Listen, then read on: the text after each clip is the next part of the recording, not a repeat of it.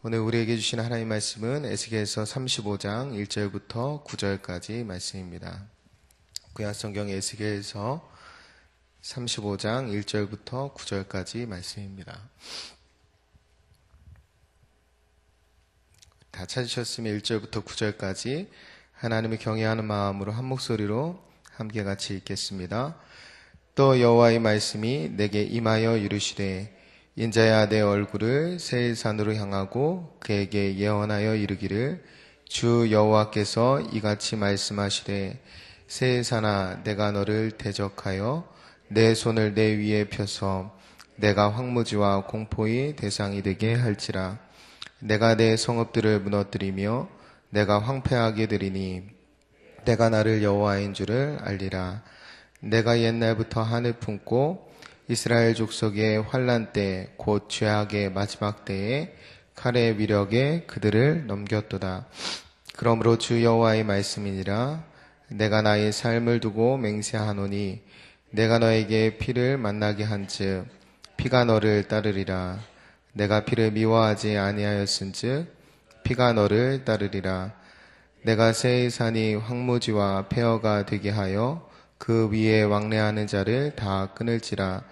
내가 그 죽임당한 자를 그 여러 산에 채우되 칼에 죽임당한 자를 내 여러 맷뿌리와 골짜기와 모든 시내에 엎드려지게 하고 너를 영원히 황폐하게 하여 내 성읍들에 다시는 거주하는 자가 없게 하리니 내가 여호와인 줄을 너희가 알리라.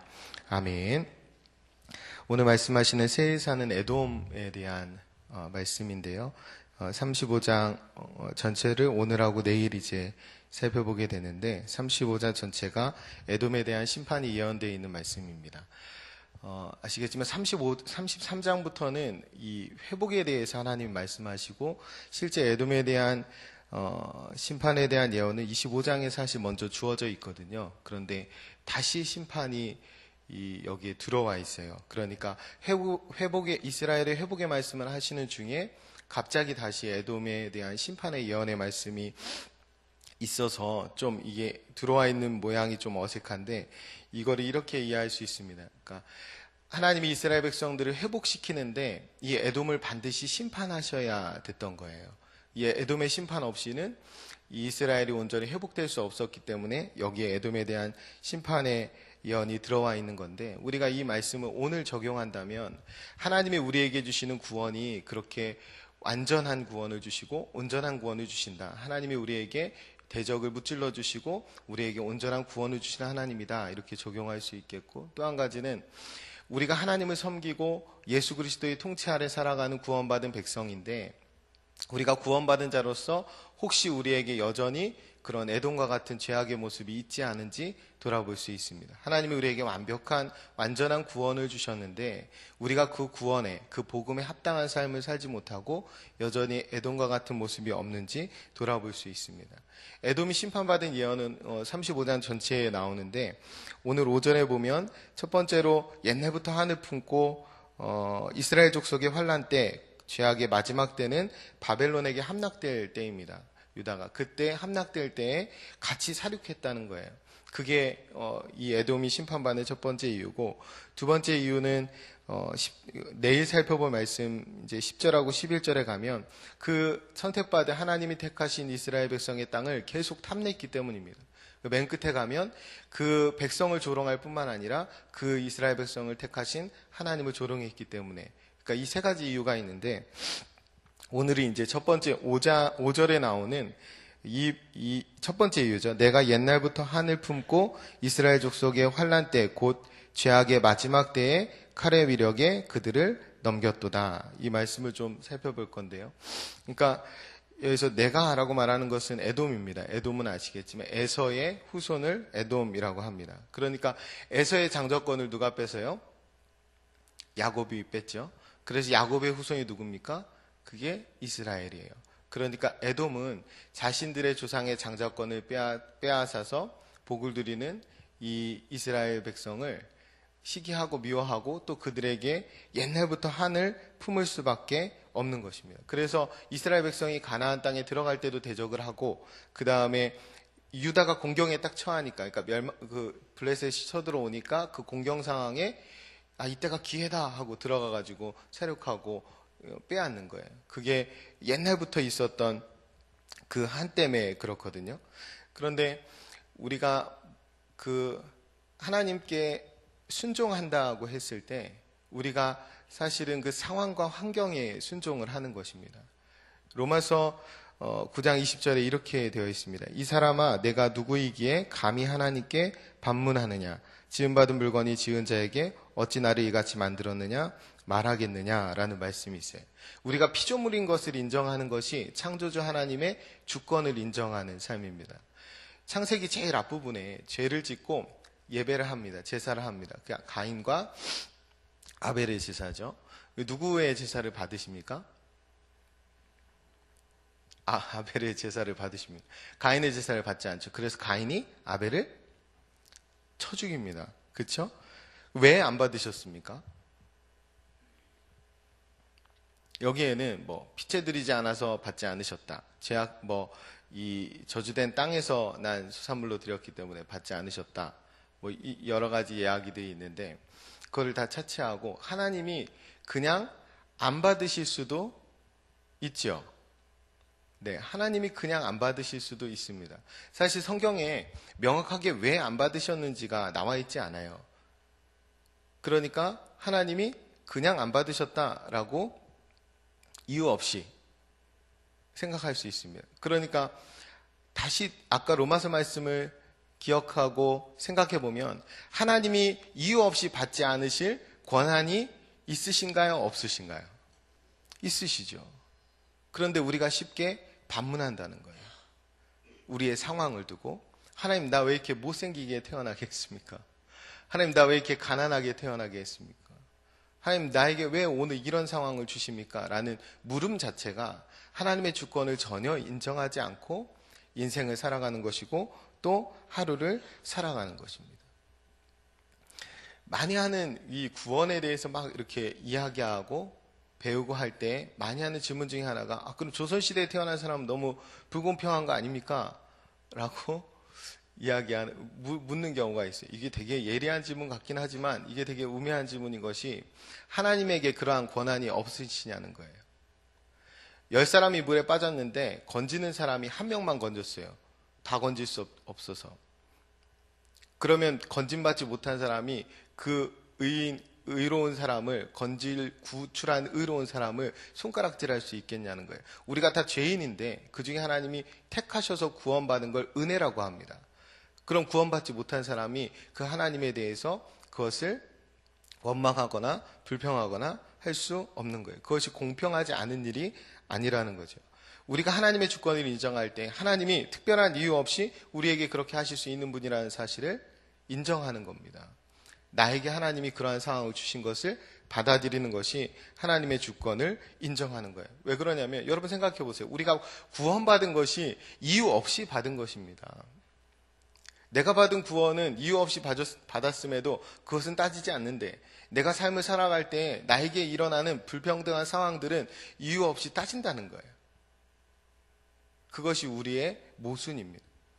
하나님이 주신 상황을 받아들이는 것이 우리의 믿음일 수 있어요. 이 가인이 죄를 짓고 가인의 예배를 하나님 받지 않으신 다음에 창세기 4장 5절에 이렇게 말합니다. 몹시 분하여 안색이 변하니 라고요. 이 원어에는 얼굴이 떨어졌다라고 하거든요. 그러니까 예배를 안 받은 것 때문에 이 가인이 몹시 분해서 얼굴이 떨어졌다, 절망했다, 혹은 분노했다 이런 거예요. 여러분 예배 드리다가 하나님이 안 받았다고 문 막 나가면서 막 화를 막 내면서 나가겠습니까? 그래서 하나님 뭐라고 말씀하시냐면 창세기 4장 5절에 내가 선을 행하면 어찌 얼굴을 들지 못하겠느냐 선을 행하지 아니하면 죄가 문에 엎드려 있느니라 너는 원하나 너는 죄를 다스릴지라 이렇게 말씀합니다. 이게 뭐냐면 내가 선을 행하면 내가 앞으로 잘하면 어찌 얼굴을 들지 못하겠느냐 너도 앞으로 얼굴 들 일이 있을 것이다. 앞에서 안색이 변했다는 말이 얼굴이 떨어졌다는 말이라고 그랬잖아요. 너도 앞으로 잘하면 얼굴 들 일이 있을 것이다. 그러나 선을 행하지 아니하면 앞으로 잘하지 아니하면 죄가 문 앞에 엎드려져 있느니라. 이건 뭐냐면 원에는 죄가 마치 맹수와 같이 이 무는 통로예요. 그러니까 너가 다니는 통로에 이 죄가 마치 맹수와 같이 엎드려져 있어서 네가 그것을 원하면 그 맹수가 너를 삼켜버린다는 말이에요. 그렇게 있기 때문에 너는 원하지만 너는 죄를 다스려라 라고 말하는 거예요.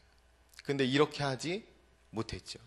문 앞에 이 분노의 맹수가 있는데 자기의 상황을 들고 가서 그것에서 통째로 자기를 내줘버린 겁니다. 그래서 분노가 불릴듯 일어서 동생을 때려 죽이게 되는 거예요. 이게 가인의 실패입니다. 근데 이렇지 않고 자기에 있는 불평등한 상황을 잘 극복한 인물이 성경에 나오는데 그게 누구냐면 에서입니다. 에서가 태어나기 전부터, 그러니까 큰 자가 작은 자를 섬긴다고 그랬어요. 그게 예언이었습니다. 쌍둥이 중에 큰 자가 누굽니까?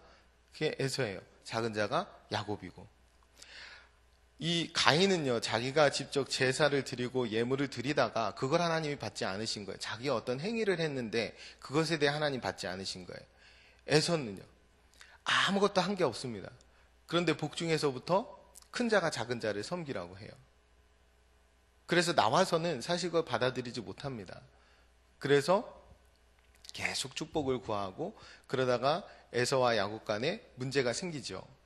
그런 다음에 후에 약삭빠른 야곱이 그렇게 인생을 살다가 나중에 돌아올 때 그 형을 만나는 것이 두려워서 야복강에서 하나님과 씨름하지 않습니까? 그때 다 먼저 보냅니다. 좀 비겁하게. 재산도 보내고 처자식도 보내고 그렇게 살면 자기가 마지막에 이렇게 가려고 하죠. 그때 에서가 어떻게 합니까? 에서가 400명을 이끌고 와서 용서해줘요. 이 야곱을 끌어안아 줍니다. 만약에 가인과 같았다면 에서가, 그는 400명이나 되는 큰 나라를 이루지 못했을 거예요. 그렇죠? 그리고 이루지 못했을 뿐만 아니라 그가 그 이후에 그 안의 분노, 그러니까 그의 문 앞에 늘 있었던 분노의 맹수를 다스리지 못했다면 그는 야곱을 만나자마자 죽였을 겁니다. 그런데 그렇게 하지 않았어요. 그래서 서로 이쪽 저쪽 하면서 나뉘어서 살죠. 그래서 나라가 됩니다. 그렇게 된 나라가 그 에서의 나라 에돔입니다. 그런데 아이러니하게도 사실 그렇게 에서는 분노의 맹수를 잘 다스리고 좋은 나라를 이루었는데 그 후손들은 그렇지 않았다라는 거예요. 하나님께서 우리에게 말씀하실 때 분을 내어도 죄를 짓지 말며 해가 지도록 분을 품지 말라고 우리에게 말씀해 주셨어요. 그런데 이 에돔 족속들은 한을 옛날부터 그 한과 분노를 품고 살았다라는 거예요. 여기에서 오늘 말씀에서 하나님이 그 땅을 황폐하게 하시겠다라는 예언이에요.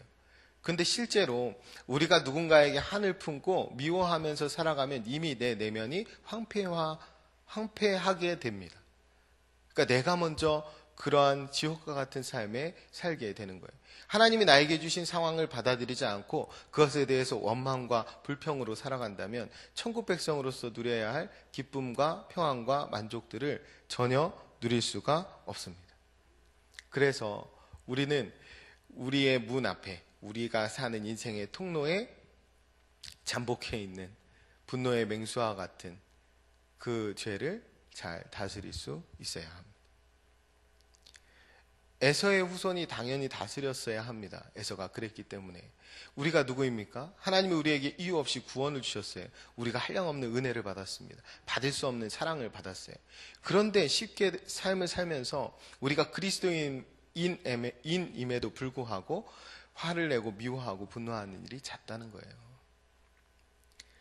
오죽하면 하나님이 이걸 아예 그만 것보다는 해가 질 때까지는 그렇게 하지 말라는 거예요. 그러니까 하루에 화가 나고 분이 나더라도 그날에 해결을 하라라는 말씀이에요. 우리가 불평등한 상황을 화나 분노를 통해서 더 불평등한 상황으로 만들어서, 그래서 그야말로 내가 사는 땅을 황폐하게 만들어버리는 사람들이 아니라 나에게 있는 혹은 우리에게 있는 불평등이 있더라도 오히려 섬김과 나눔을 통해서 도리어 공평한 삶을, 공평한 세상을 만들어가는 것이 훨씬 더 하나님의 백성다운 모습이다라고 생각합니다.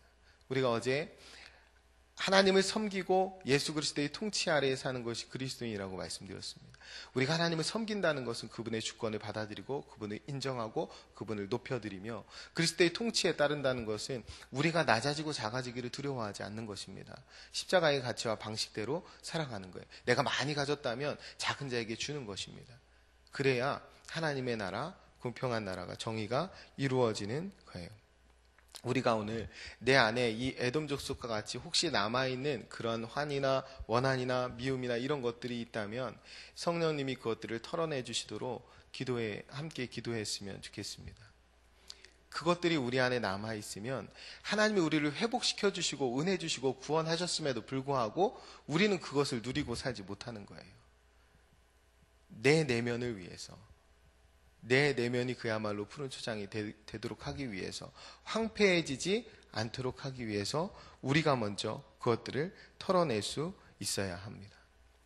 그리고 불평등한 혹은 불공평한 상황이 보인다면 그것을 공평한 상황으로 만들기 위해서 내가 헌신할 것, 내가 내려놓을 것, 그런 것들을 행할 수 있는 사람이 바로 그리스도인들입니다. 오늘 마지막으로 한 가지만 더 말씀드리면, 오늘 말씀을 생각하면서 이 에돔 족속과 이스라엘 족속은 한 형제였잖아요. 그렇죠? 우리가 요즘 이 평화 분위기가, 그래서 이제 정상회담, 계속 이어지는 정상회담이 잘 되어서 평화가 정착됐으면 참 좋겠는데, 우리도 생각해보면 남과 북이 원래 하나 현재였습니다. 어디에 한이 더 많이 있을까요? 북한에 더 많이 있겠죠. 여러분, 여기 그렇지 않은 분도 계시지만 저 같은 경우는 태어나 보니까 남쪽이었거든요. 그렇잖아요. 좀 연세 되신 분들은 북쪽에 이렇게 거기 사시고 여기도 이렇게 하실 수 있지만 이유 없이 태어난 거예요. 이유 없이 은혜를 받은 거고, 이유 없이 더 평안을 누린 거고, 이유 없이 더 평화로운 땅에서 살았던 거예요. 그러면 이 땅의 그리스도인들이 당연히 평화를 위해서 기도해야 되지 않겠습니까? 그리고 이 땅의 그리스도인들이 당연히 북한에 있는 그 한을 품고 함께 기도할 수 있어야 돼요. 하나님 그 한들을 털어주십시오. 그 미움을 털어주십시오. 여러분, 그냥 나라가 1 더하기 1 해서 그냥 합쳐지는 게 아닙니다. 마음들이 모아져야 되고 상처들이 싸매져야 되는데 그 일들을 위해서 우리가 함께 기도할 수 있어야 합니다. 우리가 먼저 하나님께 받은 구원을 생각하고 먼저 하나님께 받은 은혜를 생각하면서 오늘도 조금 더 친절하게, 또 조금 더 사랑을 베풀고 조금 더 관용을 베푸는 그런 하루의 삶을 사실 수 있었으면 좋겠습니다. 기도하겠습니다. 참 좋으신 아버지 하나님, 감사합니다. 이 아침에도 하나님 앞에 저희들 불러주시고 하나님의 주권을 인정하며 순종하는 삶을 살 수 있도록 말씀해 주시니 감사합니다. 분을 내어도 죄를 짓지 말며 해가 지도록 분을 품지 말라 하신 주님, 마치 문 앞에 엎드려져 저희를 삼키려 하는 맹수와 같은 분노를 잘 다스릴 수 있는 저희들 되게 도와주옵소서. 저희의 상황과 환경을 주님 앞에 받아들이고 상황과 환경에 순종하는 것이 믿음인 줄 믿사오니 저희가 그 삶을 잘 살 수 있도록 도와주옵소서. 저희 안에 혹여라도 원한과 미움이 여전히 남아있다면 성령 하나님께서 오늘 이 아침에 그 원한과 미움과 아픈 마음들을 하나님께서 털어내 주셔서 우리가 이 땅 가운데 황폐한 땅을 만들어가는 자들이 아니라 하나님이 세우신 아름다운 하나님의 나라를 세워가는 하나님의 백성 될 수 있도록 인도하여 주옵소서. 하나님, 남과 북을 위해서 기도합니다. 하나님께서 이 땅에 평화의 문을 열어주셨는데 하나님, 북에 쌓여있는 아픔과 미움과 원망들을 걷어내 주시고 우리 남과 북이 하나 되어서 처음부터 한 몸이었던 사실을 깨달아 다시 자기를 사랑하듯이 그렇게 사랑하는 한 나라가 될 수 있도록 주님 인도하여 주옵소서. 오늘 여러 가지 제목들과 함께 기도할 때에 하나님께서 우리의 기도를 응답해 주시고 오늘 한 날도 동행해 주실 것을 믿습니다. 감사합니다. 주님, 예수님의 이름으로 기도합니다. 아멘. 오늘은 말씀상 공동체에 대한 공동기도문을 함께 교독하며 기도하겠습니다.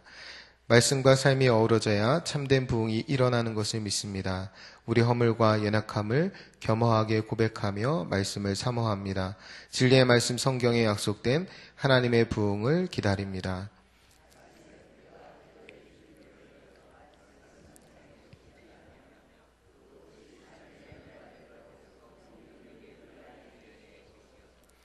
삼위일체 하나님의 임재와 현존으로 사랑의 음성을 들려주옵소서.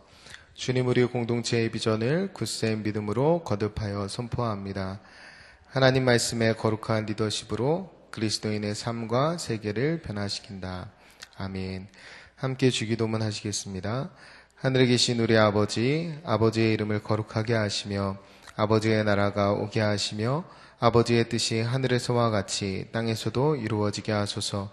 오늘 우리에게 일용할 양식을 주시고 우리가 우리에게 잘못한 사람을 용서하여 준 것 같이 우리 죄를 용서하여 주시고 우리를 시험에 빠지지 않게 하시고 악에서 구하소서. 나라와 권능과 영광이 영원히 아버지의 것입니다. 아멘. 이 시간 다음과 같은 기도의 제목으로 기도드리겠습니다. 지금 들은 말씀이 내 삶으로 이어지게 하옵소서. 우리 교회 영적 리더들이 예수님의 마음을 품고 주님의 몸된 교회를 잘 섬기게 하옵소서. 오늘 각지 여러분들의 기도회에 하나님의 은혜를 충만히 내려 주옵소서. 계속되는 교구 대신방과 교구별 VIP 초청 예배에 은혜를 더하여 주옵소서. 북미 미션 탐방팀이 목요일에 이제 돌아오게 되는데 남은 일정은 성령께서 인도해 주시도록, 그리고 22일에 있는 한미 정상회담에 이어 북미 정상회담이 잘 진행되어서 한반도의 평화가 정착되도록 오늘 말씀을 기억하면서 남과 북의 하나님이 아픔과 미움들을 털어내 주시고 하나님의 온전한 평화를 주시도록 기도해 주시고, 오늘 특별히 5월 8일인데요. 우리 부모님들을 위해서 좀 마음 모아서 같이 기도해 주셨으면 좋겠고, 교구 안에 연약한 어르신들을 위해서 같이 좀 기도했으면 좋겠습니다. 공동 기도분의 기도 제목과 여러분 각자의 기도의 제목에 따라 기도하시다가 삶의 자리로 나아가시겠습니다. 기도합니다. 참 좋으신 아버지 하나님 감사합니다. 오늘도 하나님 우리에게 주신 말씀들을 마음에 간직하고 하나님 기도합니다. 하나님의 주권에 하나님 순종하며 새 결합되어 있는 상황 가운데 만족하는 은혜가 있게 도와주시옵소서. 하나님, 제 안에 원망과 불평이 늘어가는 것을 어느 순간에 내 뜻과 내 마음과 내 주장이 세워진 것임을 하나님 이 아침에 깨닫게 하시니 감사합니다. 아버지 하나님, 주님께서 오늘 허락해 주신 상황 가운데 순종하며 나아갈 수 있도록 도와주시고, 하나님께서 오늘 열어주신 상황 가운데 주께 도리어 감사로 제사하며 나아가는 믿음의 사람들